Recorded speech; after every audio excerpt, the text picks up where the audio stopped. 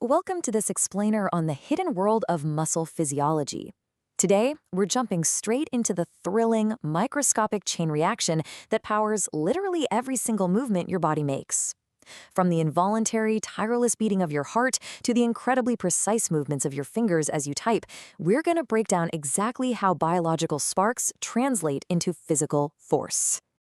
To really wrap our heads around the scale of what we're looking at, think about this number for a second. 50%. Half of your entire body mass is dedicated purely to the machinery of movement. You are, quite literally, a walking, breathing biological engine, and muscle tissue makes up half of that whole shebang. Okay, so let's break down that 50%. As you can see, the vast majority, roughly 40% of your total body mass, is skeletal muscle. That's the tissue directly attached to your bones that you voluntarily control. The remaining 10% is made up of smooth and cardiac muscle, which are just tirelessly working behind the scenes to keep you alive. Section 1. Anatomy of a contraction. Zooming into the micro world. Right, to understand how this massive system actually works, we need to completely shift our perspective way down to something called the sarcomere. The sarcomere is the fundamental contractile unit of a muscle fiber, and it rests at a microscopic 2.5 micrometers in length. If you've ever heard that skeletal muscle is striated or striped, well, it's because these countless tiny sarcomeres are stacked end to end, creating alternating dark and light bands. This incredibly tiny space is where the magic of movement actually happens. Inside that sarcomere, we have two main players that essentially act as a molecular motor and a track. On one side, we have the thick filament, made of a protein called myosin.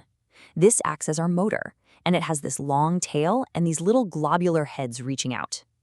On the other side is the thin filament, made of actin, which acts as the track. But here's the catch. That track is heavily guarded. Proteins called tropomyosin and troponin sit right on top of the actin, literally covering the binding sites so the myosin motor can't attach when your muscle is just at rest. So how do we get things moving? It happens through this brilliantly designed process called the sliding filament theory. First up, an excitation signal triggers a flood of calcium. That calcium binds to the troponin guard, essentially shoving it aside to expose the actin track. Instantly, the energized myosin heads attach to the actin.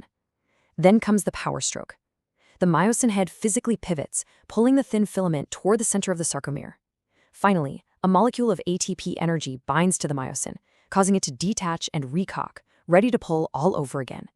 It's exactly like a microscopic rowing team relentlessly pulling their oars, detaching and reaching forward to pull again. Section 2. The neuromuscular spark, bridging the gap between brain and brawn. But, a rowing team needs a coxswain to tell them exactly when to pull. Your muscle needs to know precisely when to start that microscopic sliding process.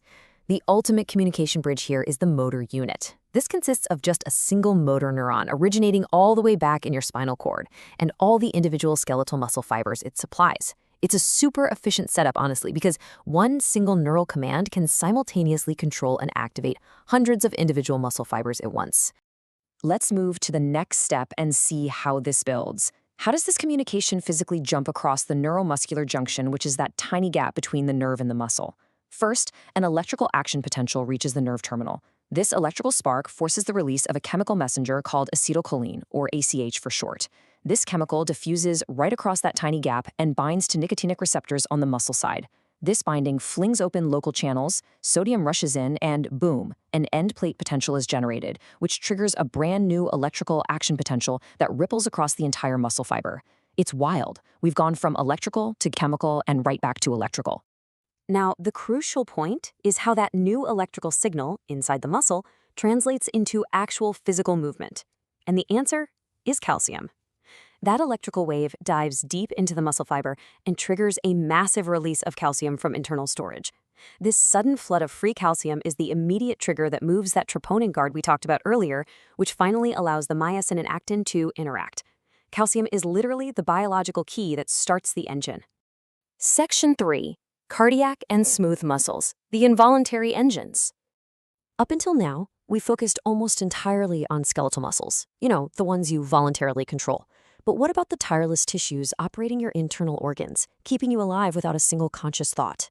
Now, what's really interesting about this comparison is how the body adapts the exact same actin and myosin mechanism for entirely different survival functions. Skeletal muscle is fast, it's powerful, and it's voluntary.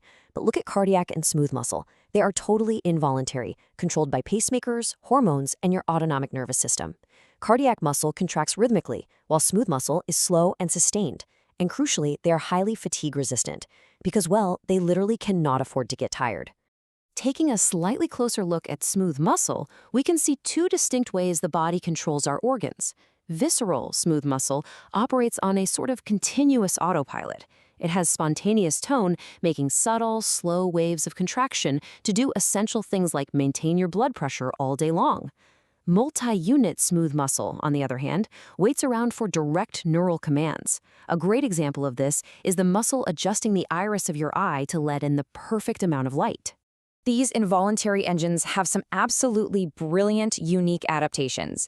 Cardiac muscle cells use these things called gap junctions, which physically connect their interiors so an electrical signal can sweep through them instantly, allowing the whole heart to beat as one highly synchronized unit.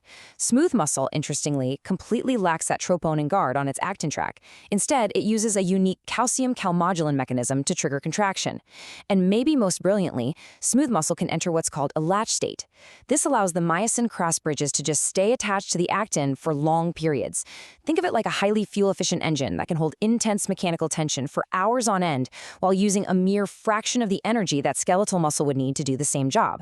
Section 4. Hijacking this system. Toxins, venoms, and sabotage. But here's where things get a bit scary. What happens when this perfectly balanced, delicate biological machinery is invaded by an outside threat? Seriously, consider this. What actually happens to your body when that chain of communication, the electrical spark, the chemical release, the calcium flood, is completely hijacked? Well, the results are pretty dramatic, and it depends entirely on exactly where the saboteur strikes. Take botulinum toxin, commonly known as Botox. It targets the nerve terminal itself, basically acting as molecular scissors to snip the proteins required to release acetylcholine. Without that chemical messenger, the muscle is totally paralyzed in a flaccid state. Then you have curare, a famous plant-derived arrow poison, which takes a different route entirely. It crosses the gap and jams the nicotinic receptors on the muscle side, blocking the signal and stopping respiratory muscles cold. And then, unfortunately, we have nerve agents. These terrifying compounds destroy the cleanup enzymes in the gap. Because of this, the muscle is absolutely flooded with acetylcholine, causing a sustained, violent depolarization that paralyzes the whole system by completely overloading it. But your body is resilient and it will fight back against a loss of signal. If a nerve is cut or damaged, the abandoned muscle tissue undergoes something called denervation hypersensitivity. The muscle drastically upregulates and spreads its chemical receptors across its entire surface. It's essentially turning up the volume on its receivers to a massive degree. It becomes incredibly sensitive in a desperate bid to catch any whisper of a chemical signal just to stay active. And honestly, this brilliantly illustrates the fundamental law of our biological machinery, which is captured perfectly in this quote from the source material. Cross-bridge cycling continues only while both cytosolic calcium and ATP are available. No matter if it's the fastest sprint of a skeletal muscle, the rhythmic beating of your heart, or the slow squeeze of an artery, the whole shebang boils down to having the biological spark of calcium and the cellular energy of ATP. We've seen today how half of your body is this deeply complex, intricately coordinated engine operating tirelessly on a microscopic scale. Yet, we've also seen how a single misplaced protein or just a tiny drop of toxin can completely jam up the works. So I'll leave you with this final thought. If our muscles really are just molecular machines driven by chemical sparks, just how easily could a microscopic saboteur shut down your engine today?